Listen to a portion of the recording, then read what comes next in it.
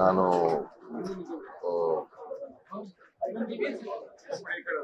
ಇತ್ತೀಚಿನ ದಿನಗಳಲ್ಲಿ ನಾವು ಯಾವುದೋ ಒಂದು ಕಾರ್ಯಕ್ರಮಕ್ಕೆ ಜಾನಕಮ್ಮನ್ನ ಹೇಗಾದ್ರೂ ಮಾಡಿ ಕರ್ಕೊಂಡ್ ಬರ್ಬೇಕು ಅಂತ ಬಹಳ ಒಂದು ಆಸೆ ಇಟ್ಕೊಂಡೆ.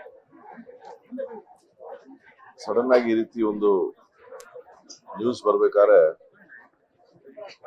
ಒಂದು ರೀತಿ ಗಾಯಕನಾಗಿ ಅಷ್ಟೇ ಅಲ್ಲದೆ ಅವರ ಹಾಡುಗಳ ಒಬ್ಬ ಶಿಷ್ಯನಾಗಿ, ಯಾಕಂದ್ರೆ ನಾವೆಲ್ಲರೂ ಇವರ ಹಾಡುಗಳಿಂದ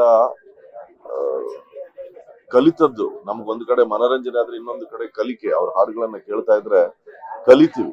ಓ, ಈ ಪದವನ್ನ ಹೀಗೆ ಉಚ್ಚಾರ ಮಾಡಿದ್ರ, ಈ ಹಾಡನ್ನ ಹೀಗೆ ಹಾಡಿದ್ರ, ಇದ್ರಲ್ಲಿ ಈ ರೀತಿ ಭಾವ ತುಂಬಿದ್ರ, ಮತ್ತೆ ಎರಡ ಸಾವಿರಾರು ಹಾಡುಗಳಲ್ಲಿ ಇಷ್ಟು ಭಾಷೆಗಳಲ್ಲಿ ಜೀವ ತುಂಬಿ ಆ ಜೀವ ಇವತ್ತು ಮೈಸೂರಿನಲ್ಲಿ ಈ ರೀತಿ ಇದ್ದಾರೆ ಅಂದ್ರೆ ಒಂದು ಕ್ಷಣ ನಂಬಲಿಕ್ಕೆ ಬಹಳ ಕಷ್ಟ. ಆದ್ರೆ ಇವತ್ತು ದಿನ ಇದೇ ಸತ್ಯ. ಇದನ್ನ ಬಹಳ ಒಪ್ಕೊಳ್ಳೋದೇ ಬಹಳ ಕಷ್ಟ. ಆದ್ರೂ ಕೂಡ ಇಂಥ ಮಹನೀಯರು ಒಂದು ರೀತಿ ಏನ್ ಹೇಳ್ತಾರೆ, ಶಾಶ್ವತವಾಗಿ ಹಿರಿಕರು ಹೇಳೋಗೆ ಸೂರ್ಯ ಚಂದ್ರ ಇರೋವರೆಗೂ ಇವರೆಲ್ಲರೂ ನಮ್ಮೊಂದಿಗೆ ಶಾಶ್ವತವಾಗಿರ್ತಾರೆ. ಯಾಕಂದ್ರೆ ಅವರು ಮಾಡಿರುವಂತಹ ಕೆಲಸ ಅಷ್ಟೇ ಅಲ್ಲದೆ ಅವರ ಮನಸ್ಸು, ಅವರ ಹೃದಯ, ಅವರು ನಡ್ಕೊಂಡಂತಹ ರೀತಿ ಯಾರಿಗೂ ಯಾವ ರೀತಿಯಾದಂತಹ ತೊಂದರೆಯನ್ನ ಕೊಡದೆ ಎಲ್ರಿಗೂ ಕೇವಲ ಆನಂದವನ್ನ ಮಾತ್ರ ಕೊಟ್ಟು ಹಾಡುಗಳ ಮೂಲಕ, ಅವರ ಮಾತುಗಳ ಮೂಲಕ. ಮತ್ತೆ ನಾನು ಅನೇಕ ವಿಡಿಯೋಸ್ ಅಲ್ಲಿ ನೋಡಿದ್ದೀನಿ, ಕೆಲವರು ಹೊಸಬ್ರನ್ನ ಅವರು ಅಷ್ಟು ಪ್ರೀತಿಯಿಂದ ಅವ್ರಿಗೆ ಒಂದು ಏನ್ ಹೇಳ್ತಾರೆ ಎನ್ಕರೇಜ್ಮೆಂಟ್ ಕೊಡೋದಾಗ್ಲಿ ಅಥವಾ ಒಂದು ಮಾರ್ಗದರ್ಶನವನ್ನು ನೀಡೋದಾಗ್ಲಿ, ಎಲ್ಲಕ್ಕೂ ಅವರು ಯಾವಾಗ್ಲೂ ಸಿದ್ಧರಾಗಿದ್ರು. ನಾನು ಇಂಥ ದೊಡ್ಡ ಗಾಯಕಿ ಅನ್ನೋ ಒಂದು ಒಂದು ಒಂದು ಕಿಂಚಿತ್ ಕೂಡ ಅವ್ರಿಗೆ ಒಂದು ಅವ್ರಿಗೆ ಗೊತ್ತೇ ಇರ್ಲಿಲ್ವೇನೋ ಅವ್ರು ಎಂಥ ಬೆಟ್ಟದ ಎತ್ತರದ ಗಾಯಕಿ. ನಾನು ಇವತ್ತು ಒಬ್ಬ ಗಾಯಕನಾಗಿ, ನಾನು ಹೇಳ್ದಂಗೆ ಸಂಗೀತ ರಸಿಕನಾಗಿ ಈ ಇಡೀ ಆ ಒಂದು ಲೋಕಕ್ಕೆ ಒಂದು ತುಂಬಲಾರದ ನಷ್ಟ.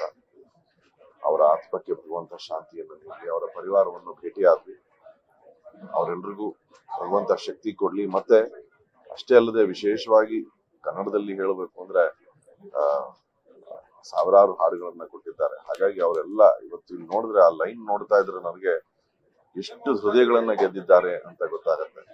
ಆ ಎಲ್ಲ ಹೃದಯಗಳಿಗೆ ಭಗವಂತ ಶಕ್ತಿಯನ್ನ ಕೊಡ್ಲಿ ಅಂತ ಪ್ರಾರ್ಥಿಸ್ತೇನೆ. ರೀಸೆಂಟ್ ಆಗಿ ಆಗಿರ್ಲಿಲ್ಲ, ಬಟ್ ಕೆಲವು ವರ್ಷಗಳ ಹಿಂದೆ ಆಗಿದೆ. ಅದೇ ರೀಸೆಂಟ್ ಆಗಿ ಯಾವುದೋ ಒಂದು ಕಾರ್ಯಕ್ರಮಕ್ಕೋಸ್ಕರ ಅವ್ರನ್ನ ಭೇಟಿ ಆಗ್ಬೇಕು ಅಂತೆಲ್ಲ ಮಾತಾಡ್ತಾ ಇದ್ವಿ. ಬಟ್ ಅದು ಇನ್ನ ಕನಸಾಗಿ ಹೋಗ್ಬಿಡುತ್ತೆ.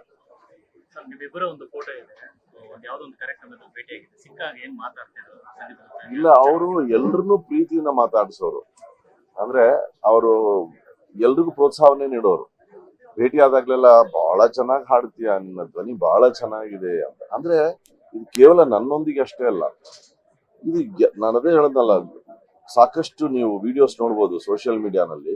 ಹೊಸ ಗಾಯಕರೊಂದಿಗೆ ಅವ್ರು ಕೂತ್ಕೊಂಡು ಅವರೊಂದಿಗೆ ಮಾತನಾಡ್ತಾ ಅವ್ರ ಹಾಡುಗಳನ್ನ, ಅವ್ರು ಹಾಡಿದಂತ ಹಾಡುಗಳನ್ನ ಆ ಹೊಸಬ್ರು ಹಾಡ್ತಾ ಇದ್ರೆ ಅದನ್ನ ಆಲಿಸಿ ಅದಕ್ಕೆ ಅಷ್ಟು ಒಂದು ಒಳ್ಳೆ ಮಾತುಗಳನ್ನ, ಅದೆಲ್ಲ ಅವಶ್ಯಕತೆ ಇಲ್ಲ. ಅಂದ್ರೆ ಎಲ್ಲವನ್ನೂ ಸಾಧನೆ ಮಾಡಿದ್ಮೇಲೆ ಬಿಡ್ರಪ್ಪ ನನ್ನ ಅಂತ ಇರ್ಬೋದು.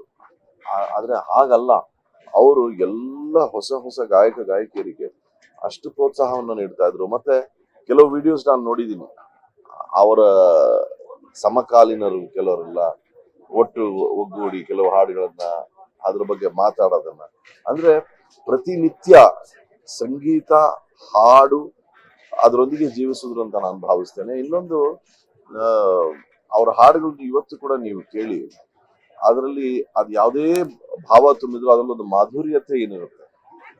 ಆ ಮಾಧುರ್ಯತೆ ಅದು ಕೇವಲ ಅವರ ಕಂಠದ್ದಲ್ಲ, ಅವರ ಹೃದಯದ ಮಾಧುರ್ಯತೆ. ಅದು ಅವರ ಹೃದಯ, ಅವರ ಮನಸ್ಸಿನ ಮಾಧುರ್ಯತೆಯನ್ನ ನಾವು ಕೇಳಿದ್ದೇವೆ. ಆ ವ್ಯಕ್ತಿ ಇಲ್ಲದೆ ಹೋದ್ರು ಕೂಡ ಆ ಕಂಠ, ಆ ಮಾಧುರ್ಯತೆ, ಆ ಹೃದಯ ನಮ್ಮೊಂದಿಗೆ ಶಾಶ್ವತವಾಗಿ ಇರುತ್ತೆ ಅಂತ ನಾನು ಭಾವಿಸ್ತೇನೆ. ಕರ್ನಾಟಕ ನ್ಯೂಸ್ ಬೀಟ್ ಫಾಲೋ ಮಾಡಿ, ಸಬ್ಸ್ಕ್ರೈಬ್ ಮಾಡಿ.